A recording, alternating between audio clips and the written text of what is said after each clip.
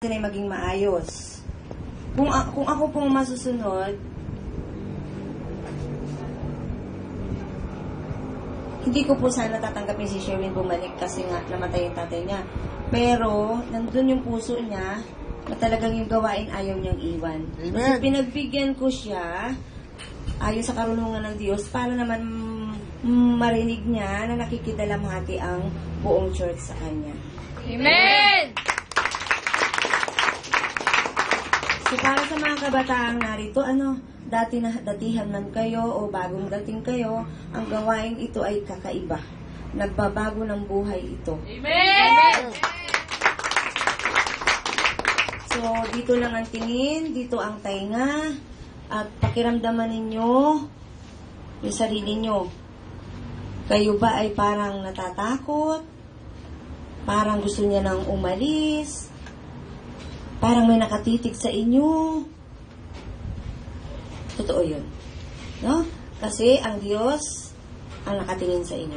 Amen! Nang ako po'y ihayo ng Panginoon, ang sabi niya, anak, pupunta ka lamang. Ako ang magsasalita, ako ang gagawa.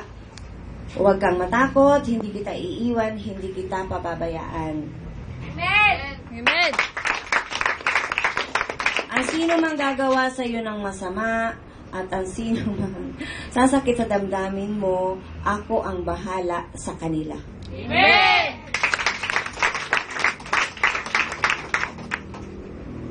Ang totoo po niyan, kung mararamdaman ninyo, at nawa nararamdaman ninyo, mahal ko po ang gawain ito. Amen! Kaya po yung mga kabataang pumapasok dito, pare-pareho po ang trato ko sa kanila. Pare-pareho pong anak ang turing ko sa kanila. Amen! So, mag-i-start na po tayo. Bagamat ang lingkod ay nalulungkot, ang Diyos naman po makikipag-usap sa ating lahat. Ramdam ko po ang paligid na ang lahat ay nagkakaroon ng pagbagsak ng at kinakalabog ng kaaway. So, ganyan naman lang po ang kaaway. Wala niyang gagawin kundi kalabugin lang tayo. Huwag po tayong papaapekto. Ang lingkod po ay kinakalabog din. Pero, ganun lang po talaga dahil tao, no? Meron pong pusong kumakalabog-kalabog. Purihin po muna ang Diyos. Amen!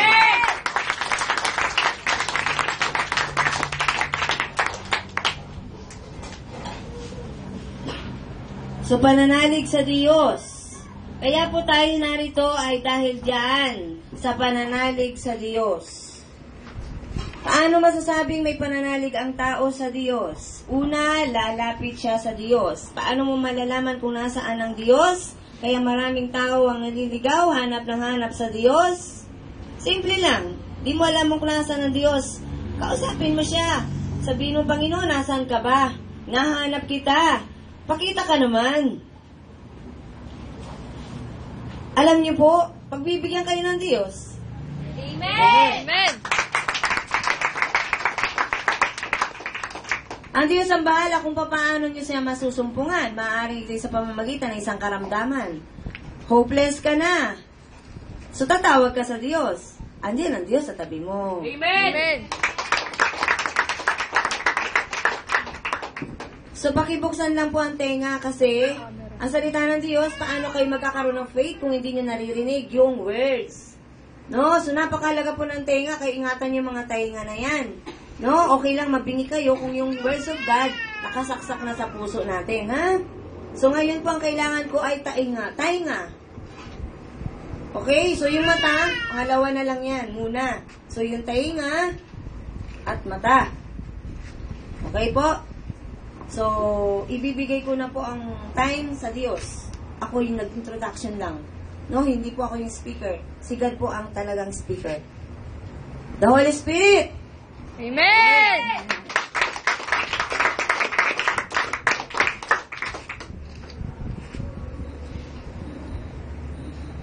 So, doon po sa hindi makakasabay, kapag Tagalog nga, ang lingkod kasi ay Tagalog, kaya ang Holy Spirit ay mangungusap sa paraang Tagalog. No? Sa wikang Tagalog. So, dun po sa tatay, di alam ang Tagalog, nanay, paki-summarize na lang po kay tatay yung pong inyong naunawaan dito. Sila po ay hinawakan ng Diyos sa pamagitan ng lingkod, kaya sila nandito ay naghahanap po sila ng kagalingan mula sa Diyos. Amen!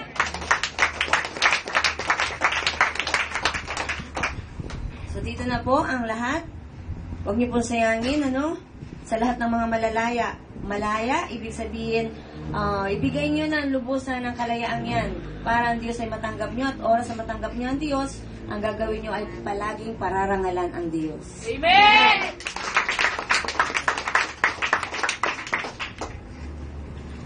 Mga anak ng Diyos, magandang umaga. Amen! Amen.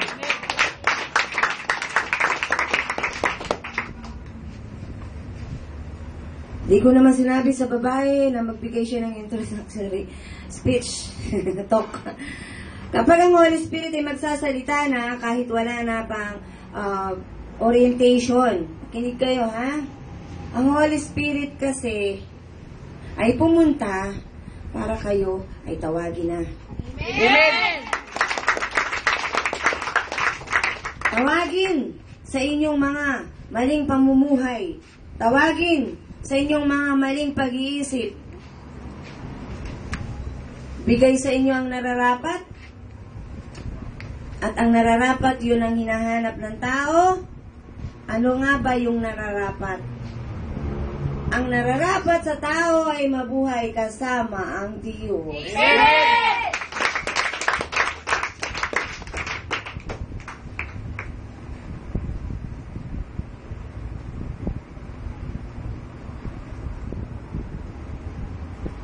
Sa mga bawat isang miyembro ng pamilya na narito, meaning, di ka nag-iisa, may kasama ka, anak, kung nanay ka o tatay ka. Kung kayo'y nakakaranas na ng kapayapaan sa loob ng tahanan, maging sa inyong mga sarili, napakapalad nyo na. Amen! Sapagkat nag-uumpisa na ang paghahari ng Diyos sa buhay ninyo. Amen!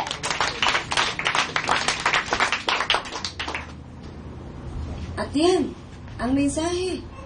Pag sumakita ninyo ng higit sa lahat ang pagharian kayo ng Diyos at mamamuhay ng ayon sa kanyang kalooban at ang lahat ng inyong kailangan ay bibigay ng Diyos. Amen!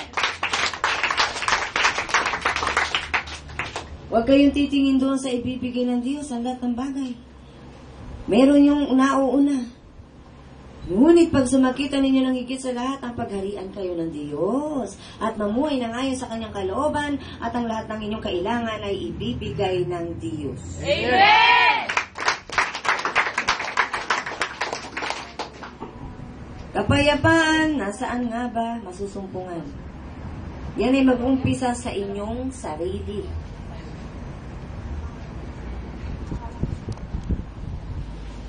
Sa loob ng tahanan, mag-uumpisa ang kapayapaan sa nanay at tatay. Kaya nga kayo tinawag na magulang. May gulang. Kayo ang masusunod. Ano ang inyong ipasusunod sa inyong mga anak? Kapag marunong ka, tatay, disiplinahin ang sarili mo, kaya mo rin sabihin sa anak mo, anak, gusto ko ganito, wala kang bisyo. Sapagkat ako'y walang bisyo. Amen! Amen.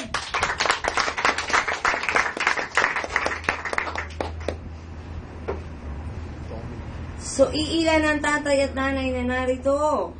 Palakpakan sila.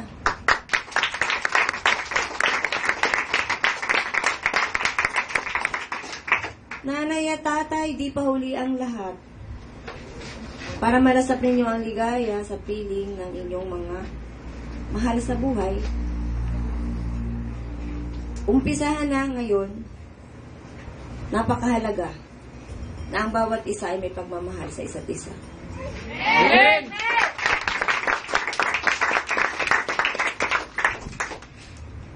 Pero hindi madali kung nasanay ka na sa maling gawain, mahirap na iyang baguhin.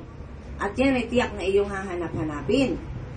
Pero sa Diyos walang imposible. Amen! Amen. Amen.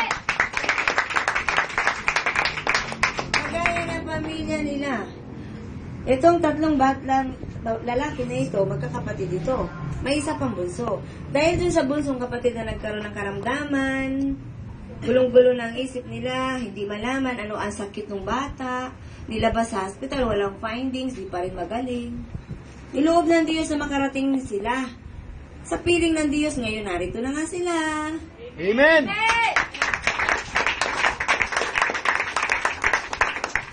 Nang masumpungan ninyo ang Diyos, simple. Di ba? Gumastos ba kayo? Hindi naman. Gumaling ba kayo sa karamdaman? Gumaling. Gumaling. Amen. Amen.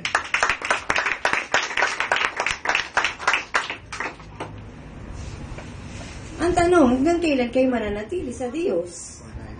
Hanggang kailan ninyo sasamahan ng Diyos?